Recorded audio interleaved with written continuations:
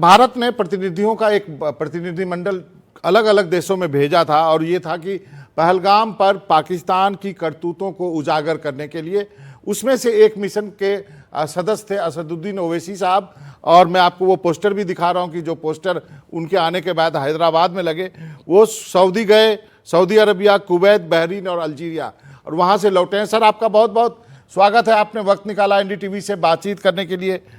मेरा पहला सवाल है कि बड़ा टफ मिशन था, क्योंकि ये सारे देश जो हैं वो मुस्लिम कंट्रीज हैं, इनको समझाना थोड़ा मुश्किल हुआ होगा। नहीं, ये बात सही है कि ये लोग मुस्लिम कंट्री हैं, तीन किंगडम्स हैं। अल्जीरिया में एक डेमोक्रेसी इलेक्शन होता है, तो अलग अलग सिस्टम है हर कंट्री का। तो हम लोग अपनी पूरी कोशिश किए, और ख़ास तौर से हमारे जो इस डेलीगेशन के हेड थे जयंत पांडा ने बड़ी अच्छी तरीके से अपनी बातों को रखा और हम सबको बोलने का मौका दिया। तो हमारी कोशिश यही थी कि पहले बहरेन में हमारी जो मुलाकातें हुई उसमें बताना था कि कैसे पाकिस्तान भारत में टेररिज्म को प्रमोट कर रहा है बरसा बरस से। और दूसरा हमने अब कहा कि ये पाकिस्तान ये झूठ बोलता है कि एक मुस्लिम कंट्री है और दूसरा भारत से इनका ये चल रहा है। तो हमने बताया कि यहाँ पर 240 मिलियन मुसलमान रहते हैं। और तीसरा ये बात हमने सामने रखी कि टेररिज्म एक ऐसी बीमारी है, ऐसा कैंसर है, ऐसी आग है जो सबको अपने अपने लपेटे में ले सकता है। तो इस तरीके से हमने तो अपनी कोशिश की, कोई बड़ा काम हमने नहीं किया। जाहिर है, एक मेंबर ऑफ पार्लियामेंट होने के नाते हमारी हुकूमत ने मुल्क की नुमाइंदगी करने का एक मौका दिया, तो हम लोग उसको एक उस जिम्मेदारी को निभाने की कोशिश की। नहीं, आप बड़े हम्बल हैं कि आपने कहा कि आपने कोई बड़ा काम नहीं किया, आपने बहुत बड़ा काम किया है। क्योंकि ये सारी कंट्रीज जो है ऑर्गेनाइजेशन ऑफ इस्लामिक कोऑपरेशन का हिस्सा है, जिसमें पाकिस्तान भी उसका सदस्य है। और इनको समझाना कि पाकिस्तान को FATF के ग्रे लिस्ट में लाओ, आपने ये बात कही वहाँ पर, हम सब ने सुना उसको। नहीं, ये बात ज़रूरी है। आपके देखने वालों को, व्यूअर्स को, दर्शकों के बाद मालूम होना चाहिए कि जब हम बहरेन गए, बहरेन में करीब 3 लाख के करीब भारत के लोग रहते हैं, और फिर कुवैत में करीब 10 लाख, और सऊदी अरब में 27 लाख, और अल्जीरिया में एक 5-6 हज़ार है। तो अल्जीरिया जो है, अल्जीरिया, बहरेन, कुवैत और सऊदी अरब, ये मिडिल ईस्ट, नॉर्थ अफ्रीका के FATF के मेंबर हैं ये लोग। तो इस एतबार से अगर आप देखेंगे कि ये हमारा जो विज़िट था, और बहरेन, अल्जीरिया तो नेक्स्ट टर्म में शायद वो सिक्योरिटी काउंसिल का नॉन परमानेंट मेंबर ही बनेगा। तो इस एतबार से विज़िट बड़ा इम्पोर्टेंट था। हमने उनको बताया कि कैसे भारत ने जो 1262 सैंक्शन कमेटी है यूनाइटेड नेशंस की, भारत की तरफ से दिसंबर 2023 में और मई 24 में 2 मरतबा हमने उस UN सैंक्शन कमेटी 1262 के सामने इस बात को रखा कि FATF एक नया टेररिस्ट ग्रुप बना है जो LET का एक नया नाम है, और ये भारत पर हमला कर सकता है, टेररिज्म की एक्टिविटी कर सकता है। तो ये हमने उनको बताया कि ऐसा नहीं है कि FATF सिर्फ 22 अप्रैल को दुनिया में सामने आ गया उस बुज़दिलाना कातिलाना हमला करने के बाद। दूसरा, हमने उनको बताया कि जो पाकिस्तान, जो ये FATF ऑर्गेनाइजेशन ने जो 2 इंटरनेट के जरिए उस बुज़दिलाना कातिलाना हमले की जिम्मेदारी ली थी, वो पाकिस्तान के मिलिट्री कैंटोनमेंट के बाजू से उसको भिजाया गया, क्योंकि अगर कोई ईमेल करता है तो उसके फुटप्रिंट्स रहते हैं। तीसरा, हमने उनको ये बताया कि जो वहां पर 22 अप्रैल को पहलगाम में जो आई विटनेस थे, जो महिलाएं थे जिनके पतियों को, बेटों को मार दिया गया था, उनसे जो फेशियल रिकग्निशन हासिल किया गया, हमने बताया कि चंद महीने पहले एक टनल पर इंजीनियर्स पे हमला हुआ था। तो वो ये सब चीज़ें हमने बताई कि इनका इन्वॉल्वमेंट है। और हमने बताया कि देखिए, टेररिज्म पनपता है एक गलत आइडियोलॉजी पर और इलीगल पैसों के ऊपर।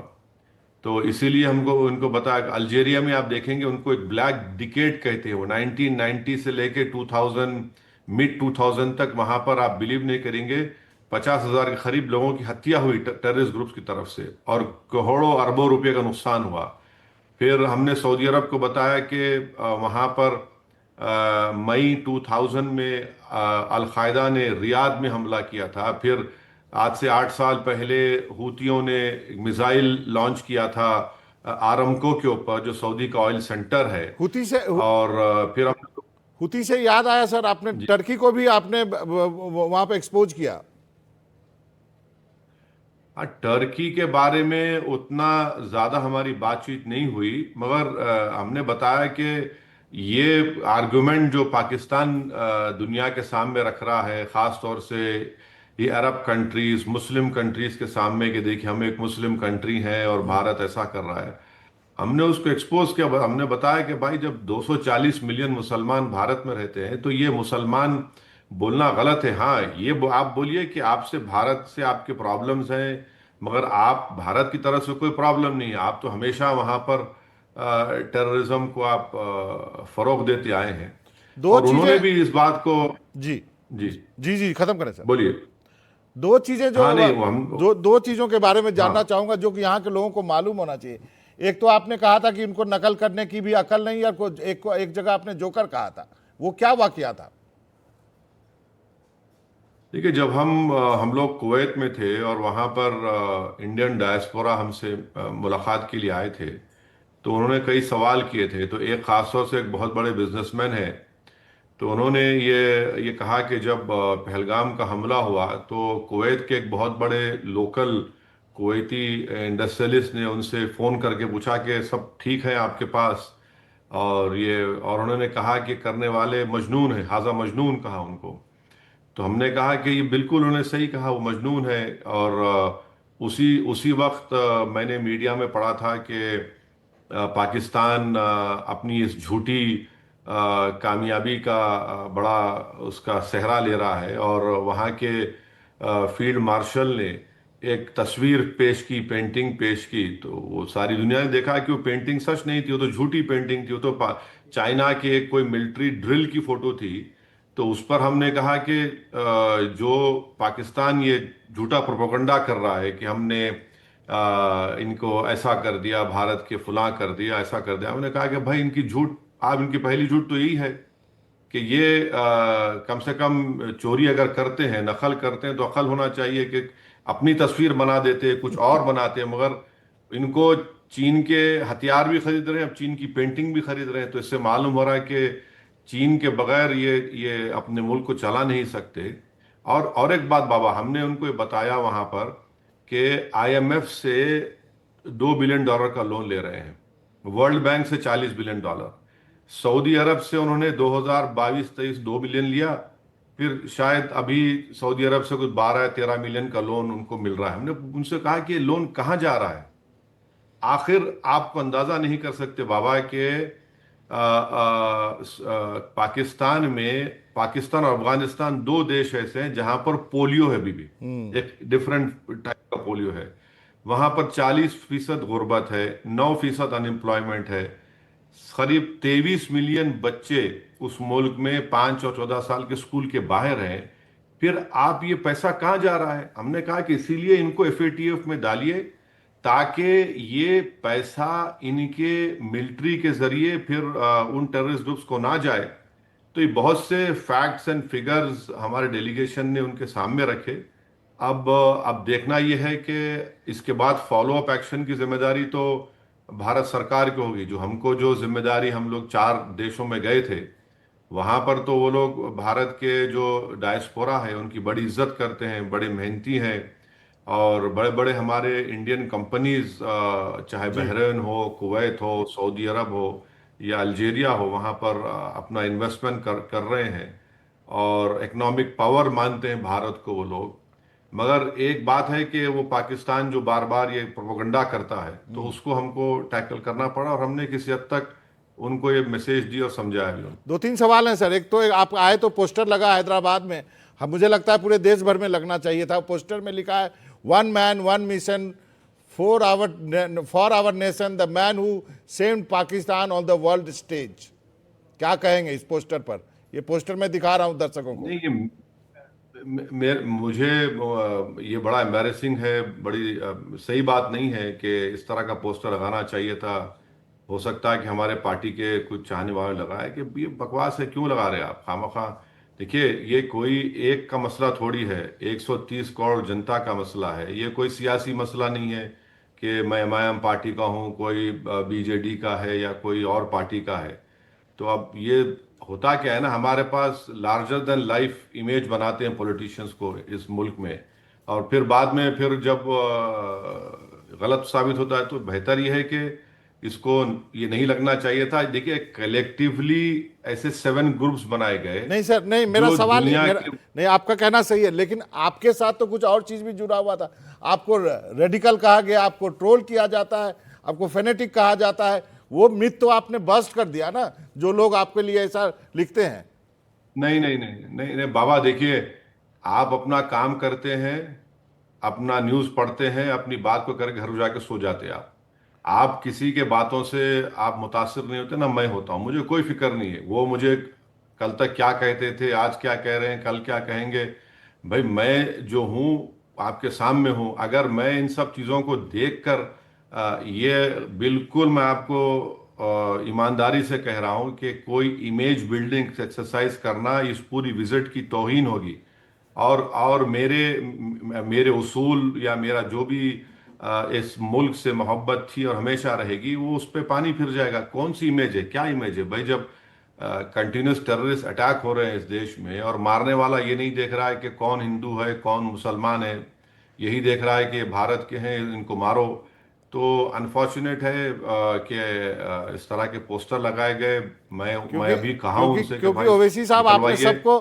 आपने उन सबको चुप करा दिया, एकदम कंफ्यूज करा दिया। अब उनको समझ भी नहीं आ रहा कि वो क्या कहें आपके बारे में। नहीं, वो मुझ पे तनकीद कर सकते, मुझ पे क्रिटिसाइज कर सकते। ये भारत है, यहाँ पर डेमोक्रेसी है। तो अनलाइक पाकिस्तान के, जहाँ पर मिलिट्री इस्टेब्लिशमेंट किसी को जीने या मरने की उनसे पूछना पड़ता। तो मुझे कोई इतराज नहीं है, मगर ये देखिए, मैं आपसे बिल्कुल ही ऑनेस्टली ईमानदारी से कह रहा हूँ कि हम तमाम लोग एक हैं। कोई जितने एमपीज वहां पर गए, कोई एहसान नहीं कर रहे हैं देश के ऊपर, जी, बल्कि देश हम पर एहसान किया है कि हमको एक मौका मिला फॉरेन कंट्रीज में जाकर अपने देश की बात को रखने का, सच्चाई को उनके सामने लाने का, पाकिस्तान को एक्सपोज करने का, उनके झूठे प्रोपेगेंडे को बेनकाब करने का। ये हमको एक छोटा सा मौका मिला और हमने उसको अदा करने की कोशिश की। दो छोटे सवाल हैं सर। क्या आप चाहेंगे कि इस पूरे मसले पर संसद का विशेष सत्र हो? और दूसरा, क्या प्रधानमंत्री को खुद एक ऑल पार्टी मीटिंग बुलानी चाहिए? लास्ट सवाल। तो प्रधानमंत्री अगर ऑल पार्टी मीटिंग बुलाते हैं तो बहुत अच्छा होगा। मगर आज आप देखते हैं कि 12 जुलाई से डेट्स आ गए हैं पार्लियामेंट मानसून सेशन के। तो उम्मीद करते हैं कि इस पार्लियामेंट मानसून सेशन में इसके ऊपर एक डिबेट होगी, और पार्लियामेंट के रूल्स में ये रूल्स ऑफ प्रोसीजर में ये भी प्रोविजन है कि अगर इस तरह के मसले, अगर सरकार ये समझती कि बड़े नाजुक हैं, तो आप इन कैमरा करा सकते हैं। मगर हम ये चाहेंगे कि इस मॉनसून सेशन में इसके ऊपर एक खुलकर बहस हो, डिबेट हो, और हम ये सरकार को ये बोलेंगे और उनसे डिमांड करेंगे कि अकाउंटेबिलिटी किस पर आयद होती है। ये देखिए, अब तक वो जो 4 टेररिस्ट थे नहीं मिले हैं, तो ये कैसे हुआ, इसकी accountability with in the country किसके ऊपर आयद होगी। तो ये एक अहम सवालात हैं, ये हम सवालात सीडीएस करेंगे। ने और भी अगर एक प्राइम इंटरव्यू में मिनिस्टर। कुछ कहा है। किसने? सीडीएस ने। हाँ, सीडीएस। अब मेरा मानना है कि सीडीएस कोई आम आदमी नहीं है, और उन्होंने कहा है तो जाहिर है वो भारत सरकार की तरफ से अपनी बात को रख रहे हैं। तो इसको हम नकार नहीं सकते। ये कोई मनोरंजन भारती असदुद्दीन ओवैसी ने नहीं कहा। तो जाहिर है उनको, और वो एक बड़े IISS के शांग्रीला डायलॉग में गए थे, तो वहां पर तो बड़ा प्रेस्टिजियस ऑर्गेनाइजेशन है, तो वहां पर उन्होंने बात रखी है, तो जाहिर है वो गवर्नमेंट का पोजीशन है, उस पर कोई इनकार नहीं कर सकते। तो फिर यही सवाल पूछेंगे कि विदेश में उस ओवैसी साहब कुछ बोलते हैं, देश में आते हैं तो बोलते हैं संसद का सत्र बुलाओ, इस पे चर्चा करो, सब कुछ करो। नहीं, तो देखिए, हम जब मुल्क की नुमाइंदगी कर रहे हैं, तो मुल्क की बात करेंगे, जो मुल्क के अंदर आ गए तो जाहिर है मुल्क का संविधान मुझे इस बात की इजाज़त देता है कि मैं अपनी हुकूमत से और जो मौजूदा रूलिंग पार्टी से कहूं कि आप इस पर जब पार्लियामेंट का मानसून सेशन होगा तो इसमें आप एक डिबेट कराइए। और मेरे ख्याल से किरण रिजिजू ने कहा भी है कि या कोई सोर्सेस के ऊपर लिखते हैं कि होगा। हम तो डिमांड करेंगे कि इस पर एक डिस्कशन हो। और अगर सरकार इसको बड़ा नाजुक मसला, हिसास मसला समझती है, ये सेंसिटिव समझती है, तो आप इन कैमरा करवाइए, कोई टेलीकास्ट मत करिए, मीडिया को आप मत रखिए। चलिए, ओवैसी साहब, आपका बहुत बहुत शुक्रिया, आपने वक्त निकाला। हमें मालूम है कि आपकी तबीयत थोड़ी अच्छी नहीं है, फिर भी बहुत बहुत शुक्रिया।